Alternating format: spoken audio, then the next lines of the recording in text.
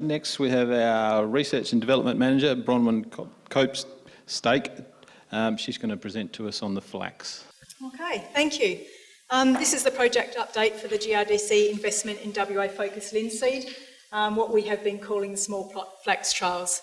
So just to clear up any confusion from the first slide that I've got here, flax and linseed here in Australia, the terms are interchangeable. They are the one and the same plant. More broadly, linseed is used for varieties which are shorter, with multiple branches that produce more seed, while flax can be used to refer to the taller varieties with fewer side branches more suitable for fibre production. They are, however, as I said, the terms are completely interchangeable, and no doubt throughout this presentation I'll use both terms interchangeably. So the primary objectives of this project were to determine if linseed could be successfully grown under dryland farming conditions in Western Australia in the Great Southern region, and with the potential to scale up to commercial cultivation.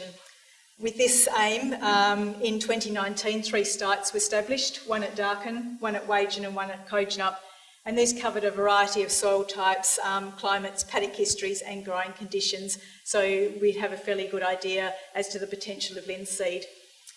A second objective was to determine if any investment is required by growers into machinery infrastructure if they were going to go ahead and grow linseed, and to develop a basic agronomic outline for the growing of linseed in Western Australia. The fourth objective was to assess the yield potential of the 2 commercially available varieties under the dryland conditions in Western Australia, and these varieties are Glenelg and Croxton. So why flax? Western Australia's southern cropping regions have a need for further diversification in crop rotations for disease control and weed management. Current rotations revolve heavily around cereal grains, with break crops being reliant on canola, which is susceptible to disease when used in short rotations.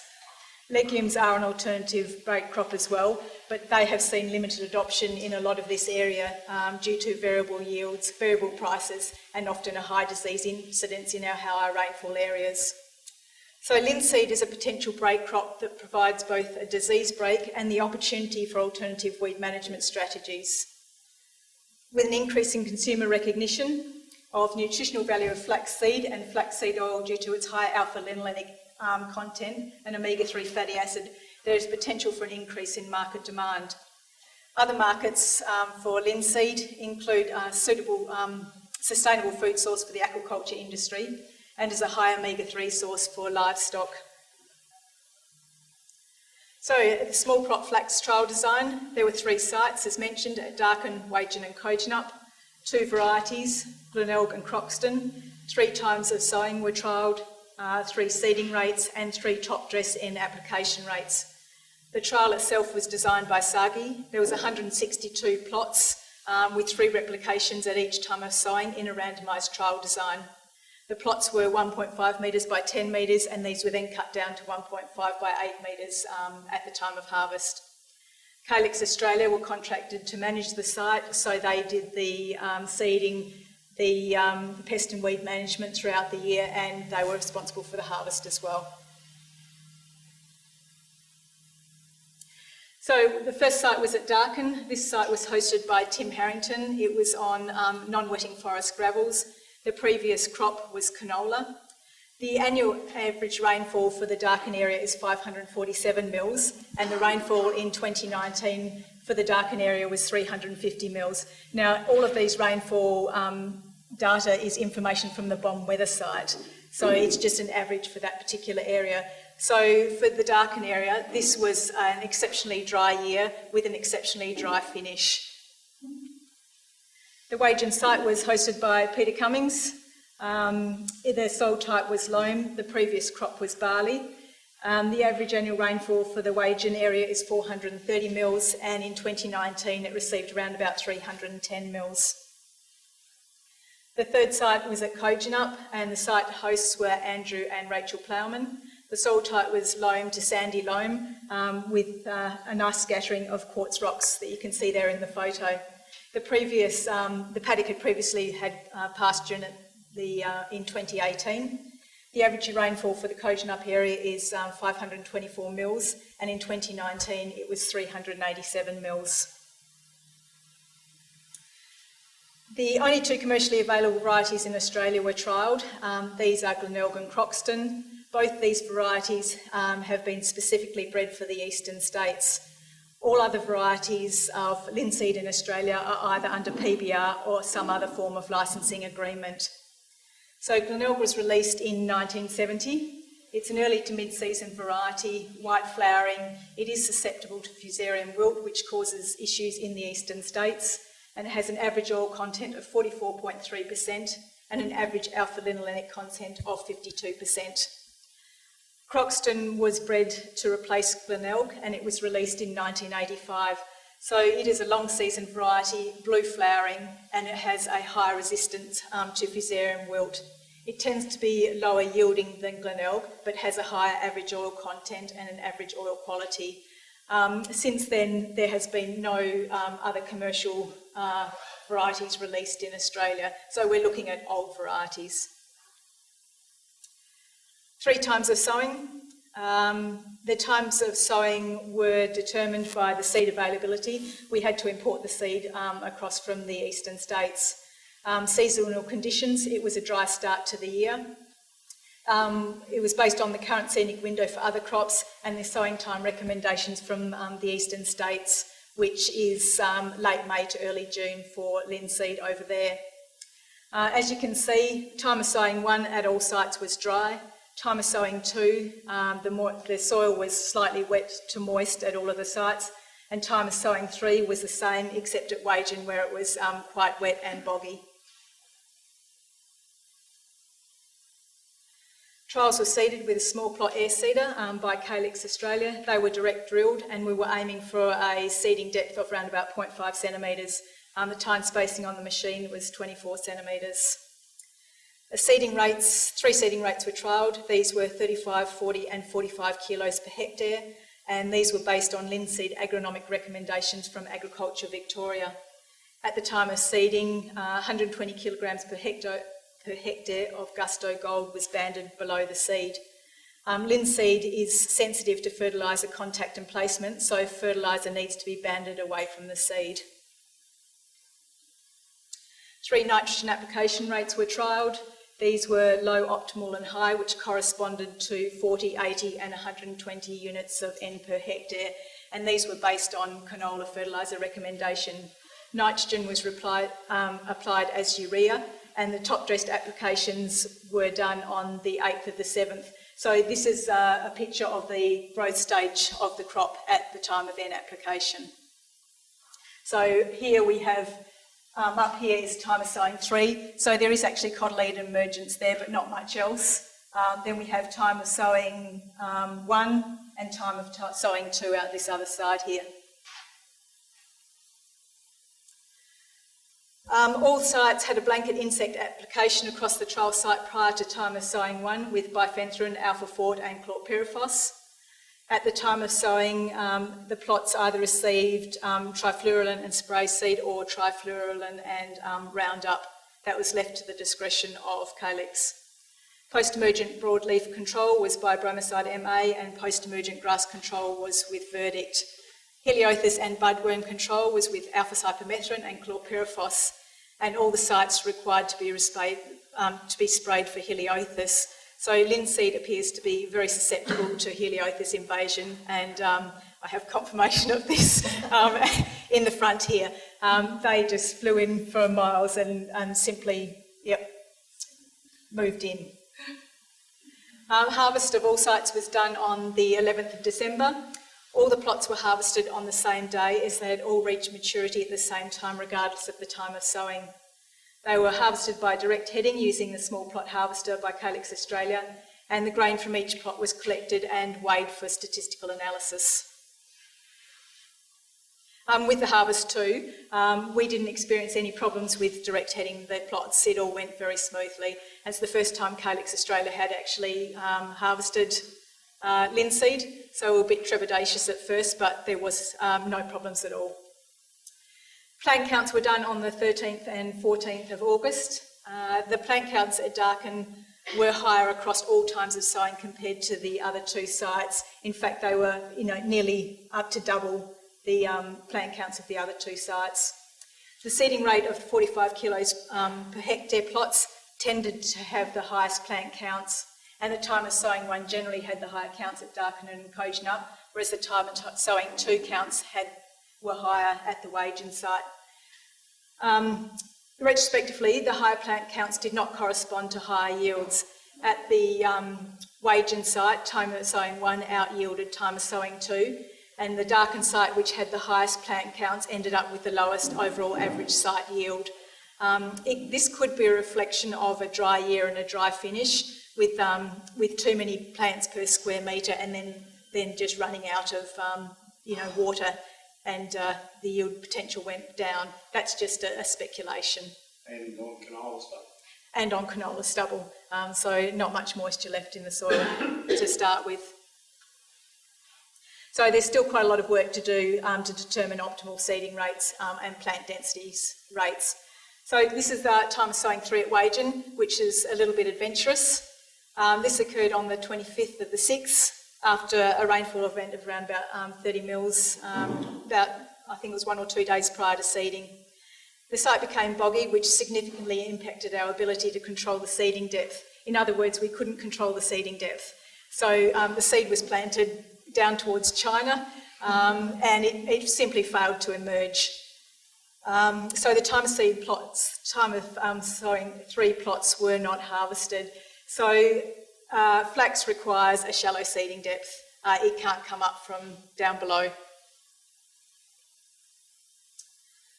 There was some seedling disease noted at both the Wagen and Kojonup sites, with patches of a damping off type disease seen in multiple plots.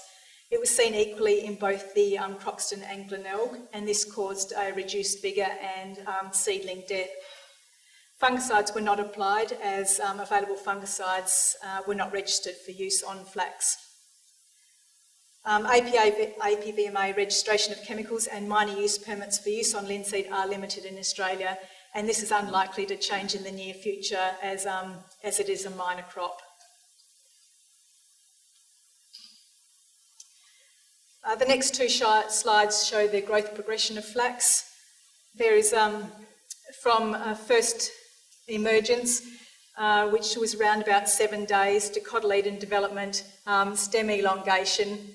By the mid-August, there was little difference in the growth stages between the time of sowing 1 and time of sowing 2 plots, and this is likely due to the fact that time of sowing 1 was dry and the first rainfall event didn't happen until just prior to time of sowing 2. Time of sowing 3 plots were always considerably behind in their development compared to the other 2 times of sowing, that is, until the point of harvest. So linseed self-pollinates and has an indeterminate flowering period, so it will continue to flower for several weeks until seasonal conditions or crop resources run out. All plots at all sites ended up reaching maturity and harvestability at the same time. So linseed is ready to harvest when the top part of the plants are mature and dry, and the stems can be broken into pretty much by hand. The seeds rattle in the pods when they are ripe, and they're ready to harvest when the moisture content is 9% or less. So on to the harvest results. At Darkin, the different seeding rates and top dress nitrogen application rates did not produce any significant yield differences. Neither variety consistently yielded higher than the other at the Darkin site, and the time of 1 sowing produced the highest yields, followed by the time of sowing 2 and then the time of sowing 3. At the Darkin site, the average yield was 0.562 tonnes per hectare overall. Actually, while you're on that slide, I understated that it did 0.56. Having grown, as you're aware, the 8 and the 12 hectares in 17 and 18, looking at the biomass of the lot, all I can say is the Heliophist in 17 and 18 probably cleaned up at least half to 3/4 of a tonne of a hectare. Yeah. Yes. So I thought this would go 200 kilos. Yes. From my previous 2 crops. Yes, I remember you saying that, but so like I say, these were harvested, the grain was collected and they were weighed, and that's where we're actually getting our harvest data from. Now, saying that, the samples were not sort of CVH clean as such. They did contain a fair amount of chaff, but that's also not where your weight is going to come from. So it literally is the grain weights that contributed to this yield. My point is, I think the potential way greater than that from the 2 broadacre plot patches I did. Yes. I just think that's a great result. We're the worst spring we've ever had. That's a great result. Yes, considering it's non-wetting, no rainfall to finish it off, yes, it's still definitely showing potential. The wage and results, once again there was no significant differences between the plot mean yields at the wage and site for any of the treatments. Only the time of sowing 1 and time of sowing 2 were harvested. The Glenelg on average was higher yielding than Croxton, with time of sowing 1 yielding slightly higher than time of sowing 2. So the average overall yield at this site was 0.914 tonnes per hectare. Sorry, what was flax worth a tonne? There's no.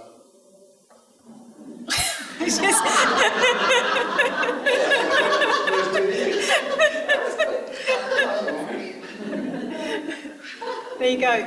$1,000 is what I got for the first 2 years of group. Yes, yep. Most of it that's grown in Australia is grown under private contracts and private arrangements and things like that, but yes, fair price. At Coatenup, there was also no significant differences between the plot mean yields for any of the treatments. The Glenelg on average was higher yielding than the Croxton. The Glenelg yields on average decreased with each time of sowing, where the Croxton yields tended to remain a little bit more stable between the 3 times of sowing. And the average yield for the Coatenup site was 0.998 tonnes per hectare.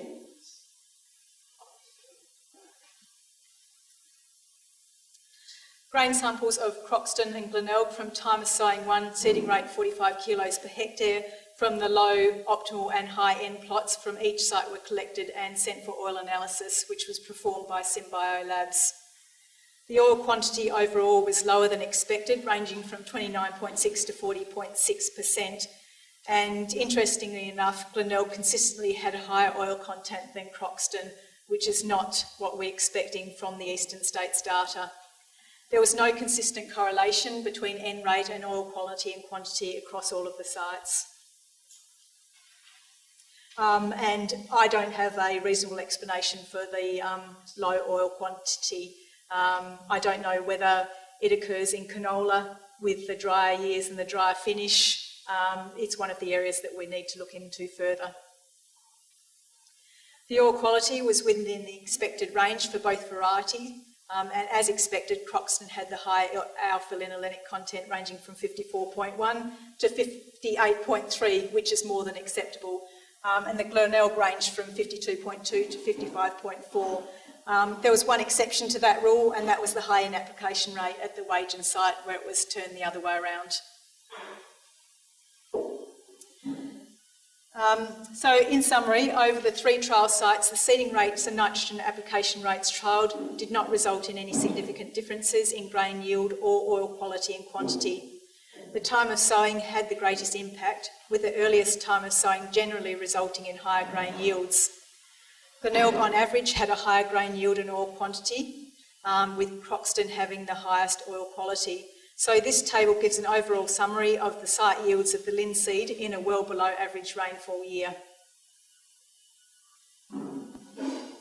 So learnings from the trial, shallow seeding depth is recommended. If you go deeper, it won't come up. Fungicide applications as seed dressing may be of benefit to control early seedling disease, but for this we would be looking at off-labelled use.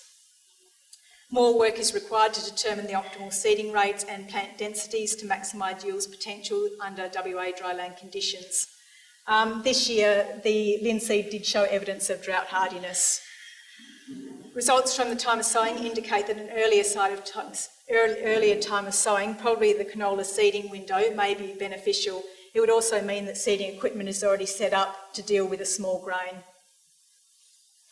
Nitrogen application rates and timing of sowing are yet to be determined to maximise grain yield and oil content and quality.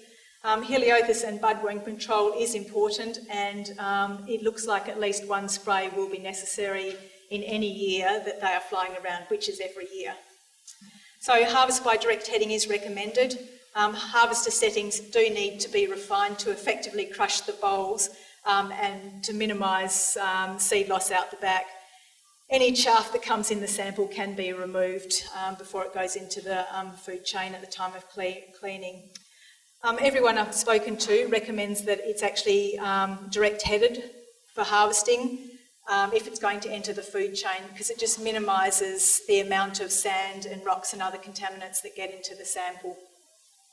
If it's going as feed for livestock, then you can harvest it basically how you wish to, swathing or windrowing it.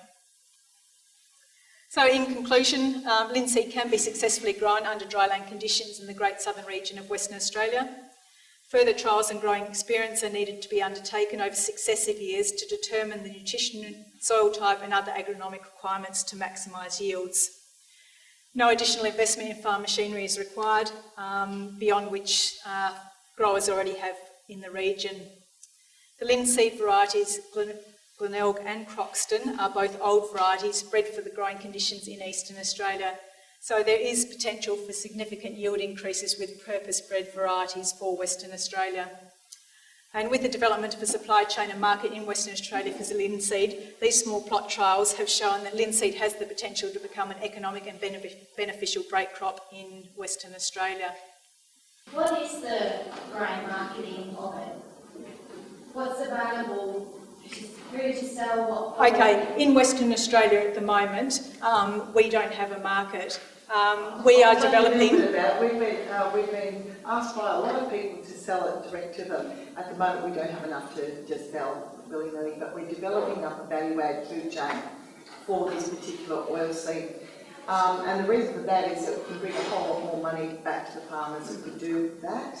So that's in a trial phase at the moment. We've got 10 tonnes from last year, which is currently going through a process of working out what the food labelling is, where it's going to be packaged and handled, exactly what area it's going into first. We've got offers from a variety of different people who are making products who want to buy directly from us, and we've got an offer from a seed company in Tasmania to take as much as we can put their way, because over at East at the moment they've produced nothing this year. They're importing all linseed into Australia pretty much this year. So we've got some markets and we're exploring them. So you're talking about for human consumption, but earlier on did you mention the fodder as well? It can be used. We are looking at the human consumption, the food, the food side of it, because that's where your premium market probably is. But there is also those additional markets as a livestock food and for the aquaculture industry as well. So that's just potential alternative markets that could be developed. We know for a fact that when you actually press it, cold press it for oil, and you get the meal at the side, the meal can be fed to your cattle or your sheep, and it actually retains, the sheep actually retain it in their muscles. And Dave Pethick has done some work with it out at Murdoch to showcase that. That means you could get a premium on the meat that you've actually finished with some flax. So it's not a bad thing to find out as a closed-loop system for us here in the Great Southern. And with the stubble, the sheep absolutely devour it. And I don't know how, because it's as tough as chopsticks. Look, face it, sheep can chew through canola stubble, which rips your legs to pieces. The 2 years we grew at Acre, we had a couple of blockages. Yep. And those piles were that high and they just disappeared. Mm-hmm. So we were actually going to burn the stubble. Yep. But we ended up windrowing it. Yep. And the sheep just cleaned it up. Yep. So sheep tend to know what they want to eat. Yeah, the stubble itself doesn't actually have a great nutritional value, but it certainly is a roughage source, and it helps to feed hungry bellies. Sorry. Do you have to worry about anything like hallucinosis? No, the stubble itself is fine. There is issues and toxicity issues if the sheep ate the linseed while it was still green, but it has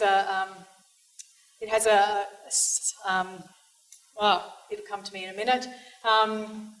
It has a cyanide type of poison in it, which actually decreases as the crop matures.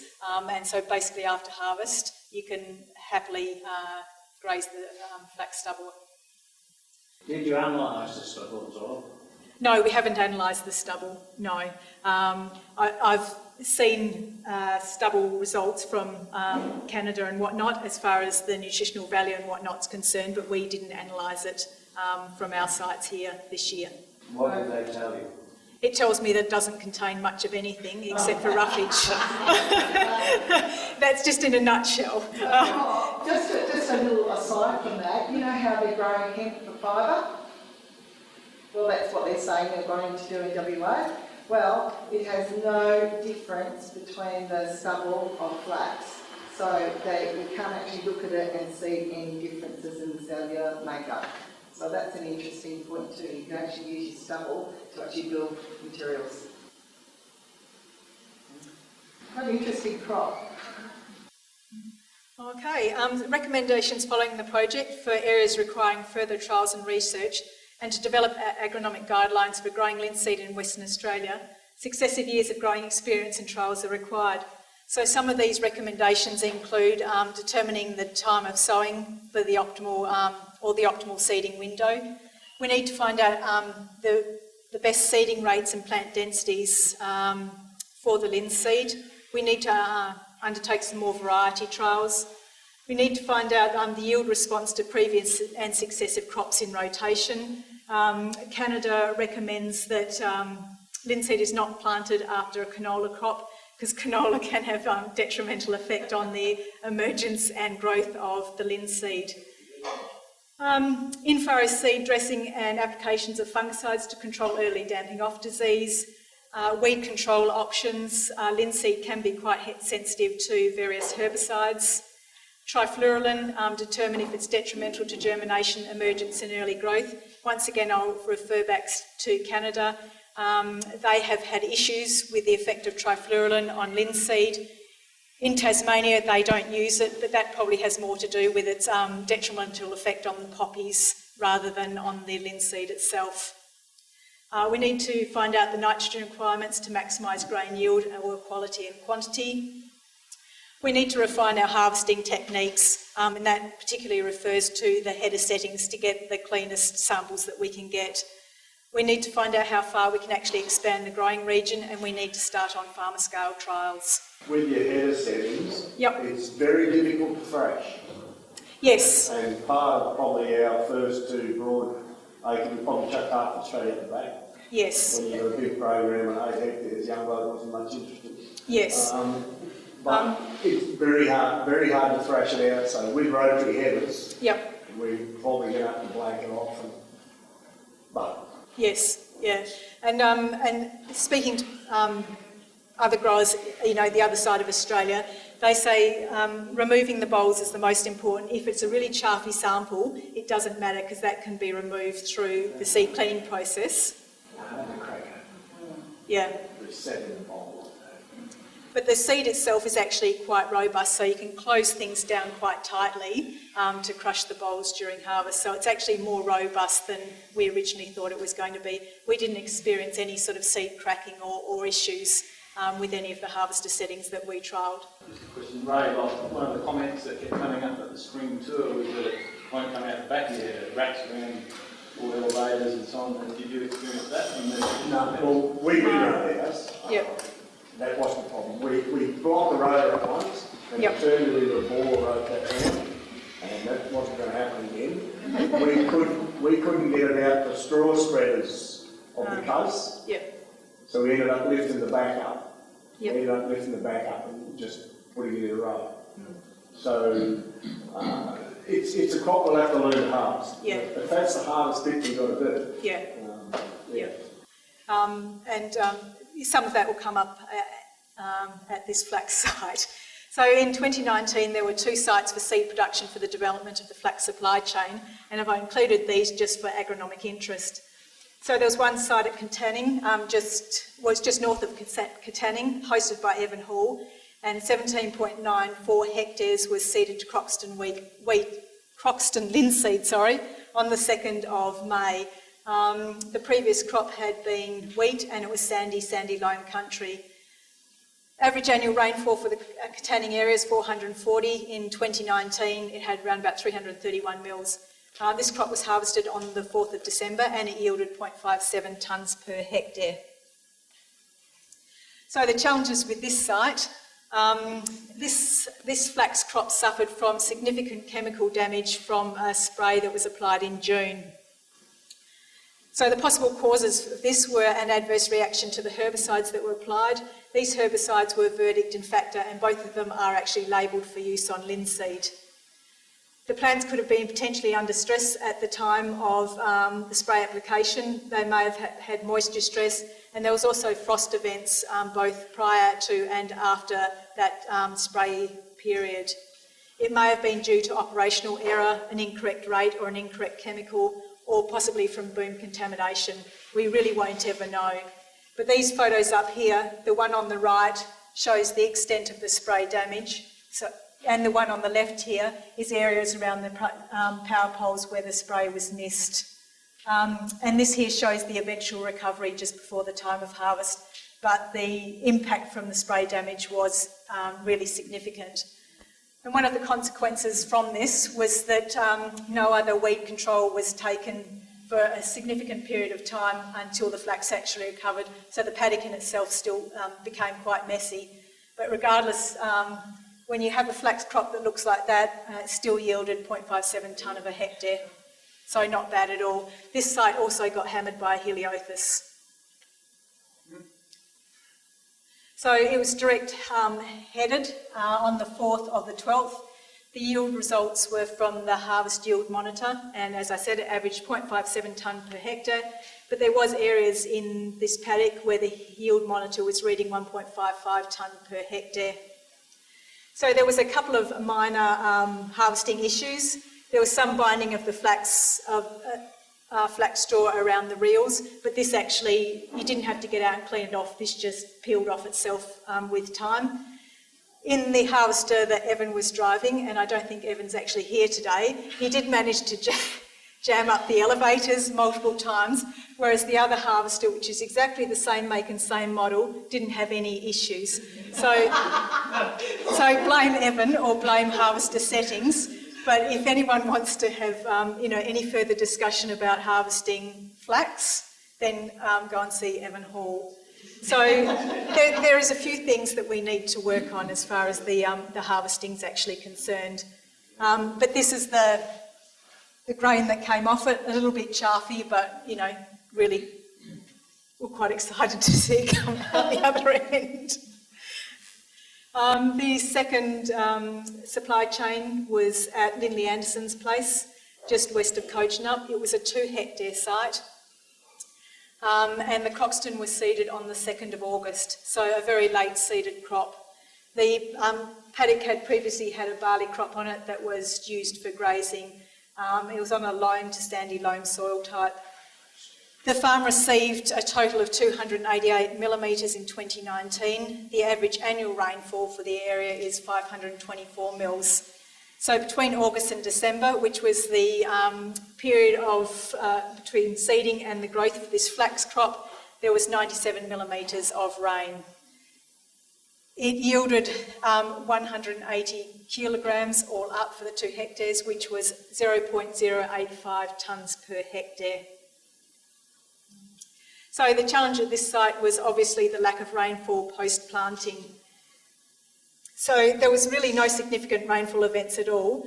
At the time of seeding, there was soil moisture, so emergence and first growth was really good. And then after that, through this progression of photographs, you can just see what the lack of soil moisture and lack of rainfall actually did. There was no significant growth. Getting that amount of tonnage off it was quite unexpected. So the advantages potentially of late sowing are your weed control, potentially no further herbicide applications apart from the original knockdown may possibly be needed. The disadvantages of late sowing are the lack or unreliability of finishing rainfalls. Another thing that occurred because of the late seeding date, it turned out to be a late harvest. The crop actually wasn't ready to be harvested until the 23rd of January. It just didn't mature until that particular time period. So that's it. Thank you, and a particular thank you to all of our site hosts. Any questions? Can I ask one? Yes. Also on the broadacre one, what did you use for weed control in that one? Or did it blow out as well, or did you get damage done? Are you talking? Are you speaking to Ray here? Yes, right. Ray? I didn't quite hear so. On your I'm a bit broadacre, deaf. I'm a bit deaf. Even with hearing. on your broadacre sites, did you, were you able to control weeds, or did you have weed damage through chemicals?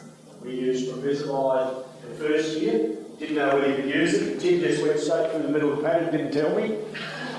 Told me a couple of weeks later, he said you can use Provisamide, you didn't see that. We probably got a pretty good weed control anyway. There was no selective used on the plots. But I actually got a herbicide package of John Moore from Albion before I started. And so we used Select and Provisamide the first year, and nothing the second year with the grass selective, just used glyphosate and trifluoride. So, And also at the Hall site, we'll never know whether it was to do with the two labelled herbicides that were used or whether there was other mixing or contamination issues. It's not something we'll ever be able to determine. That Rachel site, they use Roxon or something, for the broadleaf. Sorry? you can hear. At Rachel site, they use Roxon or something for the broadleaf. No, bromicide. Roxon. Yeah. Yep. So you take radish out, which I would never have grown it if I couldn't take radish out. Yeah. Can we Take kill it? radish out of it. Does it kill Can we it? kill it next year? What do you want to kill? Volunteers? Or be bound to be heap of things will kill it. Ask Heather. Ask him. See how much you throw out the back of his computer. So that's interesting, we haven't had any, in the 2 years we grew at broadacre, 17 and 18, we never had a problem the following year, and it would have been in cereal. Otherwise that'd stick in my mind. Yeah. Thanks. Thanks, Bronwyn. Very thorough. Appreciate it. And thanks for the help from the floor again.